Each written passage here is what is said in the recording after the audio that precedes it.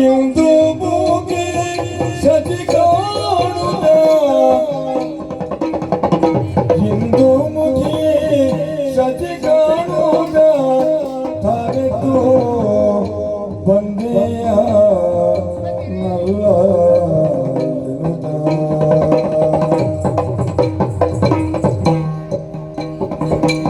ಎಂದು ಮುಗಿ ಸತಿ ಕಾಣುದ ತರೆದು ಬಂದೆಯ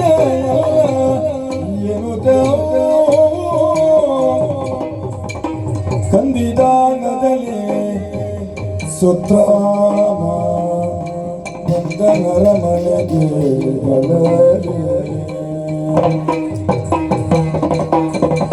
ಬಂದೆಯ ನಲ್ಲ ನಲ್ಲ ಬಂದೆಯ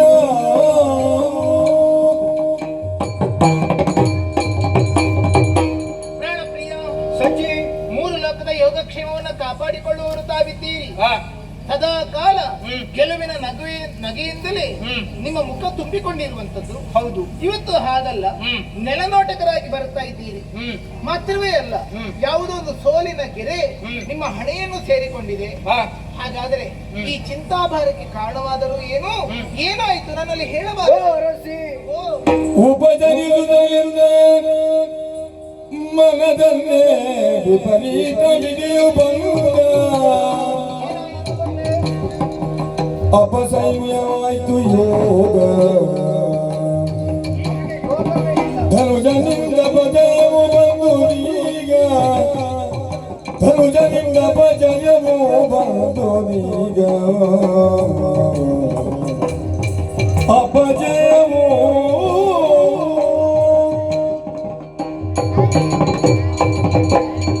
ಪ್ರಾಣೇಶ್ವರಿ ಸಖಿ ಪ್ರಾಣೇಶ್ವರ ಕಿರೀಟ ಹೊತ್ತ ತಲೆಗೆ ಕಿರುಕುಳ ತಪ್ಪದು ಎನ್ನುವಂತಹ ಮಾತಿಗೆ ನಾನು ಶತಸತ್ಯನಾಗಿ ಹೋದೆ. ಹೌದು, ಯಾವತ್ತೂ ಸ್ವರ್ಗಲೋಕದಲ್ಲಿ ನಾವಿದ್ದರೂ ಕೂಡ ಸೋಲು ಎನ್ನುವುದು ನಮಗೆ ಕಟ್ಟಿಟ್ಟ ಬುದ್ಧಿಯಲ್ವೇ?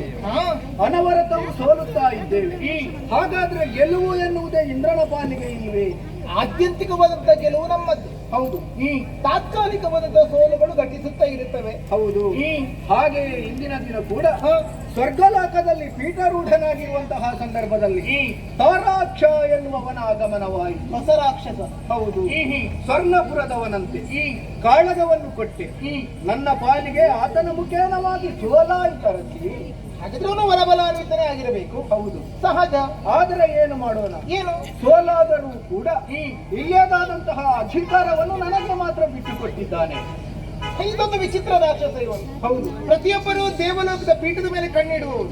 ಆದ್ರೆ ಇವನು ಹಾಗಲ್ಲ, ಗೆದ್ದರೂ ಕೂಡ ಪೀಠ ನಿಮಗೆ ಕೊಟ್ಟಿದ್ದ. ಪೀಠ ನನಗೆ, ಆದ್ರೆ ಅವನ ಅಡಿಯಾಳಾಗಿ ಮಾತ್ರ ನಾನು ವ್ಯವಹರಿಸಬೇಕು. ಓ, ಪ್ರತಿನಿಧಿತ್ವ. ಹೌದು, ಕೇವಲ ಅಷ್ಟಕ್ಕೆ ಒಪ್ಪಿಲ್ಲ, ಮತ್ತೆ ಎಲ್ಲವನ್ನು ಆತನಿಗೆ ಅರ್ಪಿಸಿದಂತಹ ಸಂದರ್ಭದಲ್ಲಿ ನಾನು ಸಂತೋಷ ಭರಿತನಾಗ್ತೇನೆ ಎನ್ನುವ ಹಾಗೆ ಭಾವಿಸಿದ್ರೆ ಅವ ಅಮೂಲ್ಯವಾದಂತಹ ಒಂದು ರತ್ನವನ್ನೇ ಕಟ್ಟ ಕಡೆಗಾಗಿ ಕೇಳಿದ. ದೇವಲೋಕವನ್ನು ಆಕ್ರಮಿಸಿಕೊಳ್ಳುವವರ ಅಪೇಕ್ಷೆ ಅದಲ್ವೇ ಹೇಳಿ. ಅನರ್ಘ್ಯವಾದ ಅದೆಷ್ಟೋ ರತ್ನಗಳು ಈ ನಮ್ಮ ಸ್ವರ್ಗ ಭೂಮಿಯಲ್ಲಿ ಉಂಟು. ಇದನ್ನು ಪಡೆಯುವಂತ ಇಚ್ಛೆ ಆ ರಾಕ್ಷಸರಿಗೆ. ಯಾವ ರತ್ನವನ್ನು ಬಯಸಿದನೋ ಹಾಗೆಂದು ಅವ ಬಯಸಿದ್ದು ಕನ್ಯಾ ರತ್ನವನ್ನು. ಇಂದ್ರ ರಂಭಾದಿ ನಾರಿಯರು ಅನರ್ಘ್ಯ ರತ್ನರೇ, ಅಪ್ಸರ ಸ್ತ್ರೀಯರು ಅಂತ ಹೇಳಿದ್ರೆ ಭೂಲೋಕದವರಿಗೆ ಅಮೂಲ್ಯವಾದ ರತ್ನಗಳು. ಅವರನ್ನು ಬಯಸಿರಬೇಕು. ಅದನ್ನೆಲ್ಲ ಬಯಸಿದ್ದಲ್ಲ, ಮತ್ತೆ ಇಂದ್ರನ ರಸಿಯಾದಂತಹ ನಿನ್ನನ್ನು ಬಯಸಿದ್ದಾನೆ.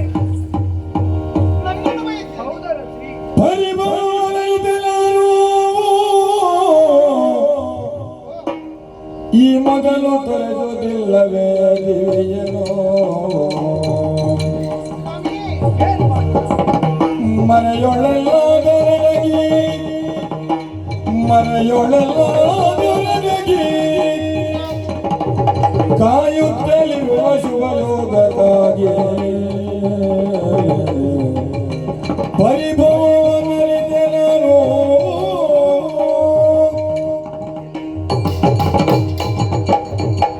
ರಾಕ್ಷಸರ ಅಪೇಕ್ಷೆಗಳೇ ವಿಚಿತ್ರಕರವಾಗಿರುವಂತದ್ದು. ಈ ಹೊತ್ತಿಗೆ ಬಯಸಿದ್ದು ನಿಮ್ಮ ಅರಸಿಯಾಗಿರುವಂತಹ ನನ್ನನ್ನು ಹೌದರಸಿ. ಸ್ವಾಮಿ ಹ್ಮ್. ರಾಕ್ಷಸರಿಗೆ ಹ್ಮ್. ಕಾಮಭಾವ ಎನ್ನುವಂಥದ್ದು ವಿಪರೀತವಾದರೆ ಅತಿಶಯವಾದುದೇನೂ ಅಲ್ಲ. ಆ. ಅದರಲ್ಲಿಯೂ ಹ್ಮ್. ದೇವಪೀಠವನ್ನು ಆಕ್ರಮಿಸಿದ ಆ ಕ್ಷಣದಲ್ಲಿ ಹ್ಮ್. ಅವರ ಮನಸ್ಸಿನಲ್ಲಿ ಮೂಡುವಂಥದ್ದೇ ಆ. ಶಚೀಂದ್ರನಾಗುವಂತ ಬಯಕೆ. ಸರಿ. ಆದರೆ ಹ್ಮ್. ನಿಜವಾಗಿ ಆದ್ರೆ ಈ ಶಚಿಯ ಇಂದ್ರ ನೀವೇ ಅಲ್ವೇ ಹೇಳಿ, ಹೌದು. ಅನ್ಯರಾಗುವುದಕ್ಕೆ ಸಾಧ್ಯ ಅಂತೂ ನನಗೆ ನುಂಗಲಾರದ ಪರಿಸ್ಥಿತಿ ಒದಗಿ ಬಂದಿದೆ. ಸ್ವಾಮಿ. ಹ್ಮ್. ನಾವು ಹೀಗೇಕೆ ಮಾಡಬಾರದು? ಯಾಕೆ? ಈ ಹಿಂದೆಯೂ ರಾಕ್ಷಸರ ಆಗಮನ ನಮ್ಮಲ್ಲಿಗೆ ಆದದ್ದುಂಟು ತಾನೆ. ಹಾ. ಅಂತ ಹೊತ್ತಿನಲ್ಲಿ ಯಾವ್ಯಾವುದೋ ಕಾಡು ಮೇಡುಗಳಲ್ಲಿ ನಾವೇ ಅಲೆದಾಡಿದ್ದುಂಟು. ಹ್ಮ್. ಯೋಚನೆಯನ್ನು ಮಾಡಿ ಹ್ಮ್. ಶೂರ ಪದ್ಮಾಸುರ ಎನ್ನುವಂತಹ ರಾಕ್ಷಸನೋರ್ವ ಹ್ಮ್. ನಮ್ಮಲ್ಲಿ ಅವನ ಮಕ್ಕಳು ದಂಡೆತ್ತಿಕೊಂಡು ಬಂದಂತ ಹೊತ್ತಿನಲ್ಲಿ ಹ್ಮ್. ನಾವೇ ಬೇರೆ ವನಗಳಲ್ಲೆಲ್ಲ ಇದ್ದದ್ದುಂಟಲ್ಲ. ವಿಷಯ ಹೌದು. ಈಗ ಹಾಗೆ ನಾವು ಮರೆಮಾಚಿಕೊಂಡು ಹ್ಮ್. ಕಾಲವನ್ನು ಕಳೆಯಬಹುದಲ್ಲ ಸ್ವಾಮಿಯೇ. ಆದರೆ ದುಷ್ಟನಾದಂತಹ ಆತನಿನನ್ನು ಬಯಸಿದ ಕಾರಣ ಹೇಗೆ ಕಳುಹಿಸಿಕೊಡುವುದು ಎನ್ನುವುದೇ ನನಗೆ ಅರ್ಥವಾಗುವುದಿಲ್ಲ ಅರಸಿ, ಅರ್ಥವಾಗುವುದಿಲ್ಲ. ಎಲ್ಲಿದ್ದರೂ ಕೂಡ ಬೆಂಬಿಡದೆ ಬರ್ತಾರೆ, ಸರಿ. ಅಂತೂ ಪೀಡಿಸುತ್ತಾರೆ. ನಿಜ. ಹಾಗಾದ್ರೆ ನಾನೊಂದು ಉಪಾಯವನ್ನ ಮಾಡಲೇ. ಏನದು? ಒಂದು ದಾರಿಯನ್ನು ನಾನು ಯೋಚಿಸಿದೆ. ಪರಮ ಪಾಪಿಯು ವಯಸ್ಸಿದನೇ ಆ ಪರಮ ಪಾಪಿಯಲ್ಲಿ ದೊರಕುವವಳೆದನು ಜನಿಗೆ ದೊರಕುವವಳೆದನು ಜನಿಗೆ ಆ ಧನುಜನಿಗೆ ನೀ ಮರುಗದಿರು ಮನದಿ ಹೇಳು ಸ್ವಾಮಿಯೇ. ಹರಿಯು ಪೊರೆಯುವನು ನೆರೆಯನೇ ತೆರಳಿ ಬಯಲಾದವನ ಪೊರೆಗೆಲುತ್ತ ಪುಲೋಮಜೆಯು ಪತಿ ಪದಕ್ಕೆ ಹೊರಡೆ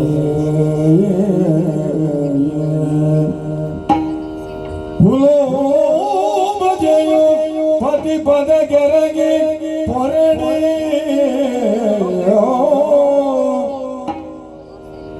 ಹೊರಡೆ ಪತಿ ಪದ ಕೆರಗಿ ಎರಗಿ ಸ್ವಾಮಿಯೇ, ಸಖಿ. ರಾಕ್ಷಸನಿಗೆ ಮಾತನ್ನು ಕೊಟ್ಟು ತಾವು ಬಂದಿದ್ದೀರಿ ಅಂತ ಆದರೆ ಆ. ಇನ್ನದರಿಂದ ತಪ್ಪುವಂತಿಲ್ಲ. ಹ್ಮ್. ಹ್ಮ್. ಮಾತ್ರವಲ್ಲ, ನಾವೆತ್ತ ಹೋದರೂ ಹ್ಮ್. ರಾಕ್ಷಸನು ಒಂದರ್ಥದಲ್ಲಿ ಹದ್ದಿನ ಕಣ್ಣಿಟ್ಟಾನು. ನಿಜ. ಹಾಗಾದ್ರೆ ಒಂದು ಕೆಲಸವನ್ನು ಮಾಡೋಣ. ಹ್ಮ್. ನಾನವನಿಗೆ ದಕ್ಕುವವಳು ಖಂಡಿತವಾಗಿಯೂ ಅಲ್ಲವಲ್ಲ. ಹ್ಮ್. ಹ್ಮ್. ನಮ್ಮದು ನಿಯತ ದಾಂಪತ್ಯ ಎನ್ನುವಂಥದ್ದು. ಸರಿ. ಹೇಗೆ ಮಹಾವಿಷ್ಣು ನಾನಾ ಅವತಾರಗಳನ್ನು ಎತ್ತಿಕೊಂಡು ಬಂದರು ಆ. ಲಕ್ಷ್ಮೀದೇವಿ ಅವನಿಗೆ ಪತ್ನಿಯಾಗಿ ಒದಗಿ ಬರುತ್ತಾಳೆಯೇ ಹೊರತು ಹ್ಮ್. ಅನ್ಯರಾಗುವುದಕ್ಕೆ ಸಾಧ್ಯ ಇಲ್ಲ. ಆಹಾ. ಶಿವನೂ ಅಷ್ಟೇ ತಾನೆ. ಹ್ಮ್. ಪಾರ್ವತಿಯು ಯಾವ ರೂಪಾಂತರವನ್ನು ಹೊಂದಿದರೂ ಆ. ಶಿವನೇ ಅವನಿಗೆ ಪತಿಯಾಗುತ್ತಾನೆ. ಹ್ಮ್. ಅದೇ ರೀತಿ ಹ್ಮ್. ಯಾವ ಕಲ್ಪವಿರಲಿ, ಯಾವ ಮನ್ವಂತರವೇ ಇರಲಿ, ಹ್ಮ್. ಅಥವಾ ಯಾವ ಸ್ಥಿತಿಯಲ್ಲೇ ಇರಲಿ, ಆ. ನನ್ನ ನಿಮ್ಮ ದಾಂಪತ್ಯ ನಾವು ನೀವು ಸತಿಪತಿಗಳು. ಹ್ಮ್. ಅದು ನಿಯತವಾದ ದಾಂಪತ್ಯ. ಸರಿ. ಭೂಲೋಕದ ಮನುಜರಿಗೆ ಅಂತಹ ಅವಕಾಶಗಳಿಲ್ಲ. ಆಹಾ. ಯಾವ ಗಂಡಿಗೆ ಯಾವ ಹೆಣ್ಣೆನ್ನುವುದು ಹ್ಮ್. ಅದವರಿಗೆ ನಿರ್ದಿಷ್ಟವಾದುದಿಲ್ಲ. ಹ್ಮ್. ಋಣದಂತೆ ಸಂಭವಿಸುವಂತದ್ದು. ಹೌದು. ಆದ್ರೆ ನಮಗೆ ಹಾಗಲ್ವಲ್ಲ. ಹ್ಮ್. ಜನ್ಮ ಜನ್ಮಾಂತರಗಳಿಗೂ ನಾವೇ ಗಂಡ ಹೆಂಡತಿಯರು. ಹ್ಮ್. ಸ್ವಾಮಿ, ಅಂತಿರುವಾಗ ನಾನು ಅನ್ಯರಿಗೆ ಒದಗುವುದುಂಟೆ ಹೇಳಿ? ಸಾಧ್ಯವೇ ಇಲ್ಲ. ಆ ಚಿಂತೆ ನಿಮಗೆ ಬೇಡ. ಹ್ಮ್. ಬಂದಂತಹ ಅಪಾಯವನ್ನು ನಾನು ಉಪಾಯದಿಂದ ಪರಿಹರಿಸಿಕೊಳ್ಳುತ್ತೇನೆ. ಆಶೀರ್ವಾದವನ್ನು ಮಾಡಿ ಕಳುಹಿಸಿಕೊಡಿ. ಹೋಗಿ ಬಾ. ಧೈರ್ಯದಲ್ಲಿ ನಿನ್ನ ಬಗ್ಗೆ ನೀನು ಜಾಗೃತ ವಹಿಸಿದ್ರೆ ನನ್ನ ಪತಿವ್ರತಾ ಧರ್ಮವೇನೋ ಒಂದು ಕಾಪಾಡುತ್ತದೆ ಅನ್ನೋ ಒಂದು ವಿಶ್ವಾಸವಿದೆ. ನಿನ್ನ ನಿರೀಕ್ಷೆಯಲ್ಲೇ ನಾನು ಆದೀತು.